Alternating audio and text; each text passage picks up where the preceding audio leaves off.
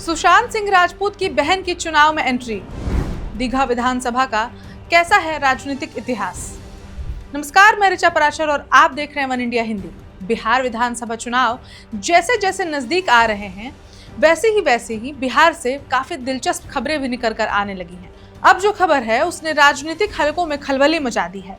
बॉलीवुड के दिवंगत अभिनेता सुशांत सिंह राजपूत की ममेरी बहन दिव्या गौतम ने बिहार की राजनीति में बड़ा कदम रखा है। उन्हें सीपीआईएमएल ने दीघा विधानसभा सीट से अपना उम्मीदवार घोषित किया है। हालांकि महागठबंधन में सीटों का अंतिम बंटवारा अभी बाकी है, लेकिन सीपीआईएमएल ने दिव्या गौतम के नाम पर मुहर जरूर लगा दी है। पटना यूनिवर्सिटी की पूर्व छात्र नेता और सामाजिक कार्यकर्ता दिव्या गौतम 15 अक्टूबर को नामांकन भी करेंगी। यह खबर ऐसे समय आई है जब महागठबंधन में सीट बंटवारे को लेकर कांग्रेस और वीआईपी जैसी पार्टियों के बीच पेंच फंसा हुआ है। दिव्या गौतम का चुनाव में उतरना दीघा सीट पर मुकाबला बेहद दिलचस्प बना देगा। इसी के साथ जानते हैं कि दीघा पर अभी किस पार्टी का प्रभाव है।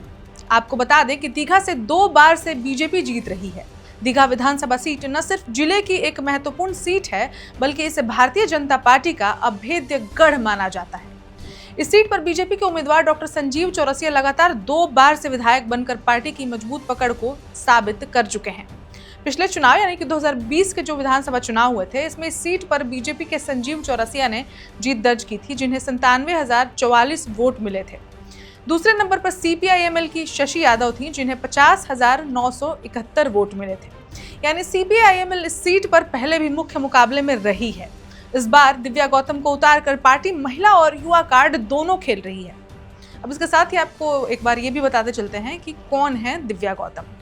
आपको बता दें कि बॉलीवुड अभिनेता सुशांत सिंह राजपूत की ममेरी बहन दिव्या गौतम का राजनीतिक और शैक्षणिक करियर काफी प्रभावशाली रहा है।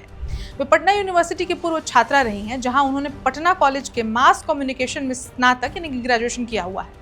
कॉलेज के दिनों से ही वह छात्र राजनीति में सक्रिय थी और AISA यानी कि ऑल इंडिया स्टूडेंट्स एसोसिएशन से जुड़ी रही हैं।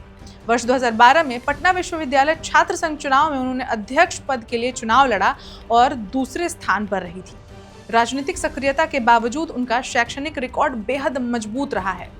उन्होंने 64वीं बीपीएससी की परीक्षा पहले ही प्रयास में सफलतापूर्वक उत्तीर्ण की थी और आपूर्ति निरीक्षक के पद पर उनका चयन भी हो गया था।